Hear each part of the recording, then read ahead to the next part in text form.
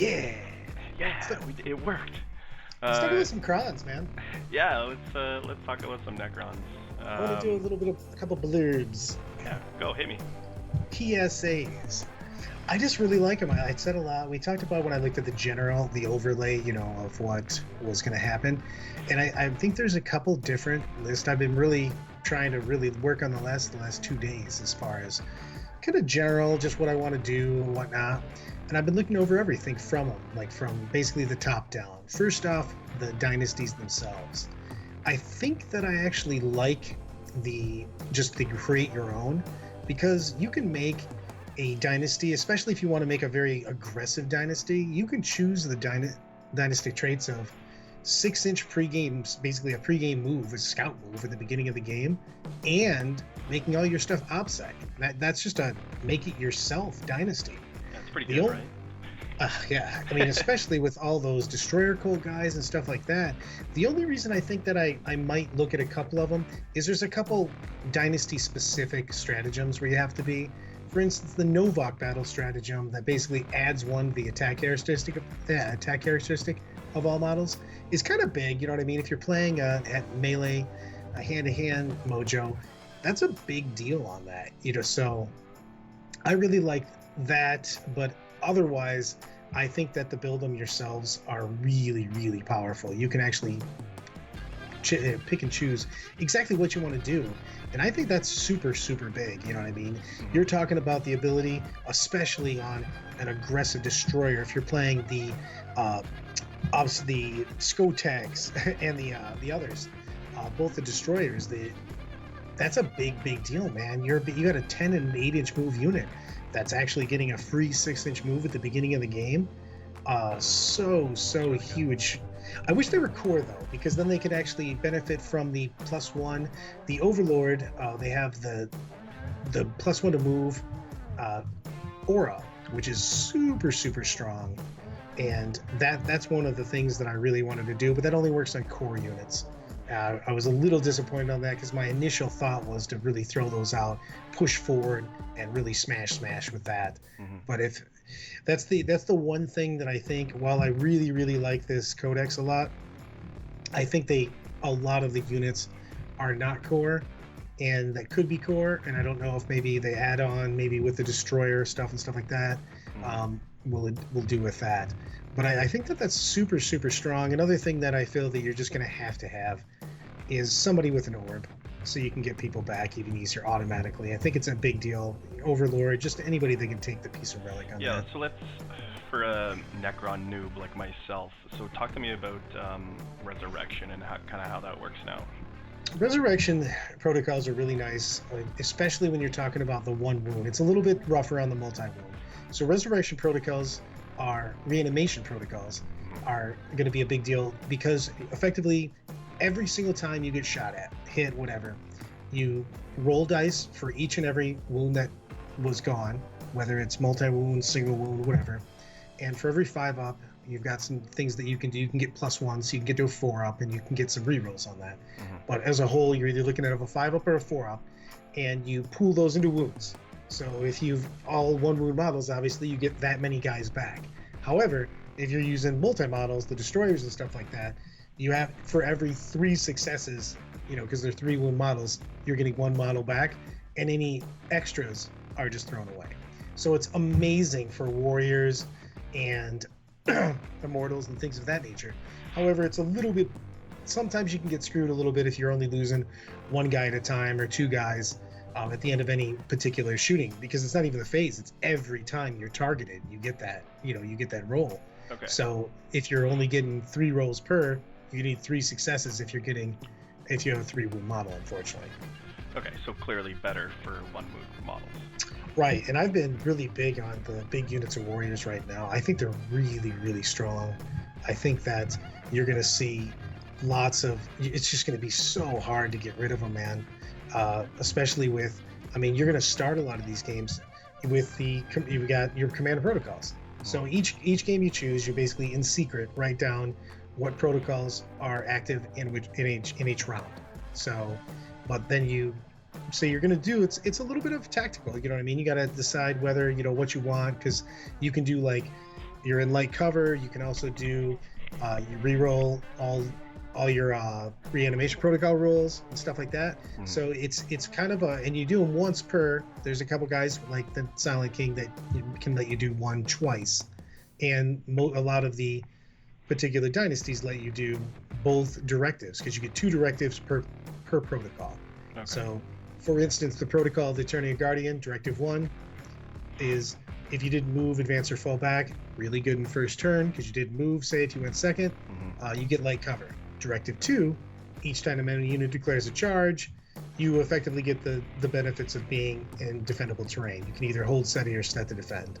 You can do 5 up Overwatch or +1 to it on your hit rolls in the attack phase, which is pretty strong on that. You know what I mean? You can. It's like doctrines that you get to choose, right? So. Right, but you only get them. As I said, you only get them once a game, unless you're using certain characters and stuff like that. So you can effectively, because you're probably going to bring somebody that can manipulate those a little bit, you can use most of them once, and then you can use one of them twice. Typically, I like the reanimation protocols one a lot.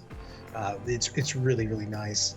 The couple of the auras that are on the characters are super done. You can the My Will Be Done. Most of the HQs have it. It's just you choose in the command phase somebody that's basically +1 to hit. You have Relentless March, which I again thought was way better, but it only affects core. It's the one that's basically +1 to move or advance. Super nasty. Most of these guys are hitting super hard. I love the Scorpec Lord. He's basically a Destroyer Lord.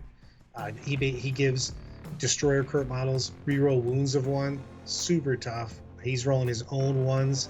He also just can wreck people. You've got that. You've got the Locust Lord, who can also take a Res Orb, so you can pop up more people on animation protocols. He's in Living Metal. Living Metal, you're just getting a wound back every turn. It's so good. And then the Locust Lord's actually getting D3 wounds every turn for the Living Metal on that. Again, super strong.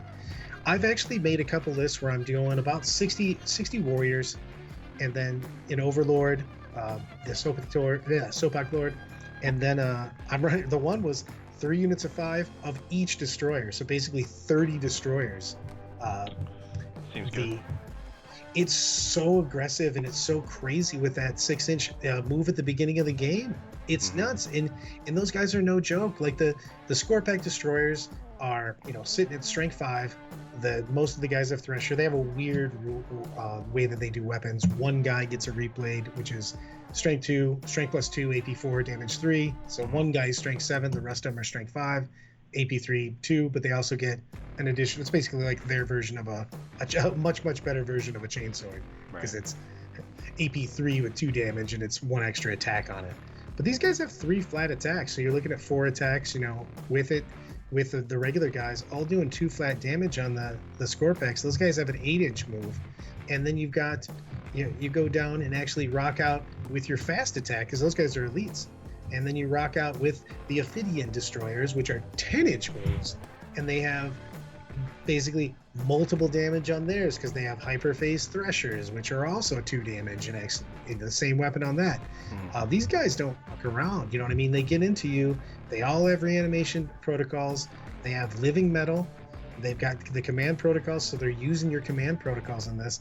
I actually think that a Necron close combat army with 60 to 80 warriors, taking your backfield, taking the middle, with you pushing up with these super strong guys, is something to really worry about. I mean, these guys are super nasty. Yeah.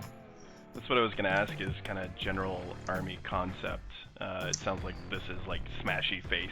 That's a super aggressive. Well, the thing is it's a smash face, but you also have just 60 guys, depending 60 to 80 guys sitting back with reanimation protocols, just hanging out on objectives, and you better not, not kill them, especially because they have the ability to get D3 back, even again above and beyond the reanimation protocols each turn, and they can do that twice with some of the guys. So you can just get 2D3 dudes just back from the warriors. So unless you mow that squad down completely, you're looking at them just basically getting them back slowly but surely. It feels almost like zombies used to for Death Guard back in the day. Yeah. before they fix that. It's one of those things where they just keep coming back and whatnot. But it's those guys are surprisingly resilient coming up, and that 6-inch pregame move can put them in, terrain. You can hide and stuff like that. But they shake and bake. I mean, you can obviously throw in wraiths in favor of a couple of those, but man, putting it on, and we put it on. We basically kind of just ran through deployment in like first turn with it, kind of playing it out just to try to put different things on the board with the new builds. And it gets there with a quickness. I mean, you can just get there turn one with that, because you got to figure you got a 6-inch move before anything starts, and then you just fly, shake and bake out. It is nasty with an 8 or another 8. So you're basically at 14 inches with just a normal move, or at 14 inches out with the others, because they have 8 and 10-inch move respectively with each one. Yeah. So they're nothing to screw around at. And if you want to go big dick power, throw yourself down one of the big dog Satans. Let's talk about the Nightbringer, bringing the heat. Just bringing the heat. The old metal Nightbringer. He is. Bring the tiny one. Don't even bring the new model. The new model's awesome. But I mean, this dude's either getting 12 attacks at strength 7, AP 3, 1 damage apiece, or he's rocking out with 6 attacks. Strength 14, AP 4. You can't take an invuln against him, and they're D6 damage. Oh yeah, I forgot to mention that each time this model makes a melee attack that is allocated to enemy model, that enemy model can't use any rules to ignore the wounds. So you're just not allowed to feel no pain or anything. Literally, if he hits you, you just accept the wound and rock it out. That's just crazy. All of them have the Necrodermis, which they can only is a 4+ invuln, but is also you can only take 3 wounds in any phase, man. Yeah. So unless you've got, some psychic, some shooting, and some hand-to-hand, these guys are going to be around for a few rounds of just big beatings. Yeah. I'm a big fan. I mean, for shenanigans, the Deceiver still has shenanigans, and it's no longer D3. It just picks up 3 dudes. You know what I mean? So that's really, really nice with the redeploy. And he can actually redeploy them into reserves. He can put them in strategic reserve. He can literally put them anywhere. So he's super nice. My actual favorite model in the game right now, that Shard of the Void Dragon, is amazing looking. And that dude's a badass though. He effectively has a better version of Mortarian's pistol. It's only 12 inches, but it's strength 9, AP 4, D6 damage, D3 plus 3 if you hit a vehicle. And effectively you choose a target, you just shoot, and everything over it gets hit. Wow. So, I mean, it's super nasty. So, I mean, and the thing is that he's got the tail blades, which makes just D6 additional attacks with him. And then he's got his spear, which is strength 9, AP 4, D6 damage, again, D3 plus 3 for every time. And then every time he kills a vehicle, he can regen his wounds back. Wow. So I mean, these guys are super expensive though at 350. I mean, they're bonkers nuts expensive, especially for 9 wounds. But those wounds go a long way because again, you can only lose 3 in any phase. So against certain armies, it's going to feel real weird. I mean, if you've got an army that has shooting psychics and then you punch him, all of a sudden he can go away in a turn, basically, 3/3/3. But all of them have ways to heal. They've all got living metal, you know what I mean? So I feel they're going to be around for a hot minute. Yeah. And the powers are pretty decent too. They have a lot of mortal wound spam that they can do, which I think is very, very strong. It's different builds though, because like I said, you could bring Satan heavy builds, you can slap in a Satan, but I think the core of a lot of these lists is going to be just warriors sitting there, warriors or immortals, just taking your objectives, being very, very durable. I was talking to Daniel and Alan from Chicago, Gentleman Gaming, and Daniel from Sweden, and both of them have really different ideas of what they're going to play, because Daniel's actually thinking about pretty much taking something very similar to what I was taking, but he's not even going to bother with taking a bunch of warriors. He just wants to just push up and just hit the board and take the board really hard. Yeah, take your objectives, basically. Yeah, exactly. Yeah. He wants to put scarabs out there, put all the destroyers out there, take the destroyer lord, and just push up and just really take it to you. He wants to play super aggressively. with things like, putting more Praetorians and stuff up there, putting all his Wraiths up there, with the 12-inch move. They also just ignore everything when they move through it. They've got some super, super nasty stuff. They've got the same thing as before also. I don't know. I haven't really put too many lists together with all the heavies, the destroyers, the doomstalkers, all the guys that have the big guns right now, because of the fact that I feel like it felt point per point a little bit. It felt really, really good to get up, and take objectives and take things right now. Just especially the way the meta's going, is I feel like a lot of it's going to be people that are taking the middle and being aggressive in the middle. And I don't know if you're going to be able to continue to do that from range effectively. Yep. So the flyers are super nasty on that. I do love the fact that the obelisk has 6 attacks that auto hit, AP3, 3 flat damage. I love everything about the fact that a building beats you up. Slapping you in the face. I don't know what he's hitting you with. A door flings out and slams into you. Some like Bugs Bunny, it makes a fist out of a door and punches you in the face. But that, like, I'm gonna make an obelisk army that just charges forward and just punches people. I hit you with the door. I just think that's the most hilarious thing. And then you've got the show stealer, man. You've got the Silent King. Yeah, all the rules. Coming in at 450 though, man. He doesn't fuck around. The dude's got all of the attacks, all of the shots, and all of the rules. Living metal, adding 1, adding to reanimation protocols.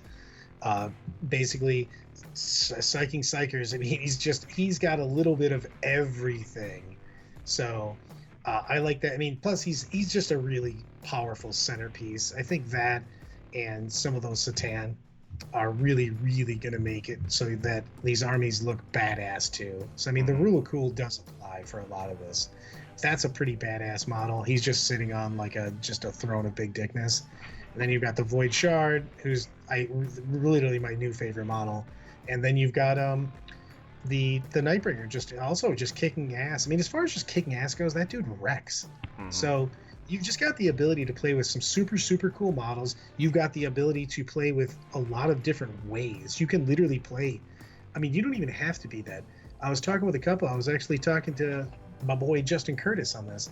You can literally just put out all of the warriors and put all the reanimation protocol guys out there, and then put out orbs and everything else, and just play Necron Horde. Because with the meta, because with the meta going so, at first it seems, because you just everybody got the extra damage guns, the heavy bolters, the multi-meltas, the big guns. So I think a lot of people are going to be trying to play that really big gun style of list, to really take out the Marines that just came out in their book. And I think like a Horde, the most durable Horde in the game, you could put 200 models out like that, and literally play 200 models of Necrons, and just go figure out how you're going to get rid of all these. That's what I'm saying.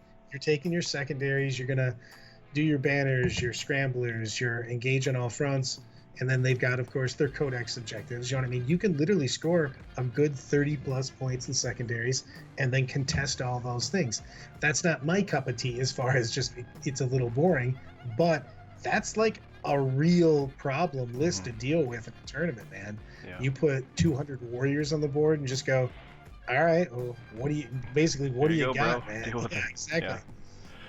Yeah. Well, speaking of the meta, so how do you deal with this army as a Marine player or any other player? Like, what's the deal? Put out a good amount of good AP weaponry. You're going to have to focus fire on units, because you're basically going to want to take things that have lots and lots of volume. Your blast weapons, your inceptors are going to take their everything into one unit kind of thing. I might not tell you the truth. I was actually thinking a little bit about that, because a lot of my units that I always instantly break up into combat squad might actually just shoot all one. Because if you take, you shoot at a 20-man unit of warriors, you might just take, all 6 of them and shoot. So you're looking at 36 shots, just raining down, because they do have to have somebody alive to do reanimation. If you wipe the entire squad, they can't get back up. Okay. So it is the same thing that you're going to look at. The counter for this is the same with a lot of these things, with everybody having good saves and everything like that. You're going to have a good volume of high AP weaponry right now. I think that's the key in the game right now. You just need good volume of fire. You have to have a lot of it too. I think a lot of people are not going to have enough shots to deal with a lot of these things. Mm-hmm. So I think that that's going to be a big deal moving forward to play with and to play against lists of that nature. Yeah. So dust off that plasma. Dust off that plasma, buddy. Yeah. Awesome. So, all I know, I guess you can't put 200 of them because you'd be over points, but whatever. You know, give or take. 150 plus models than that. I was just thinking about that. I'm like, yeah, you'd be cheating. You'd probably win a bunch of tournaments if you just put that many models on there. Well, if they don't count your list, you're good, I guess. Yeah, exactly. You just keep putting models on. You're like, don't worry, I regenerated all those wounds. That's why there's so many guys out there. They're like, I feel like that's way too many. Very cool. But, all right. Any other last thoughts?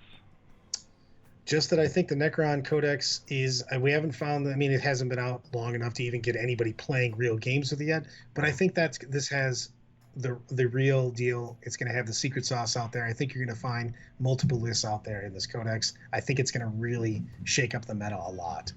All right, everyone with those cheap Necron and Dominus steals, get excited because it looks like you got an army on your hands.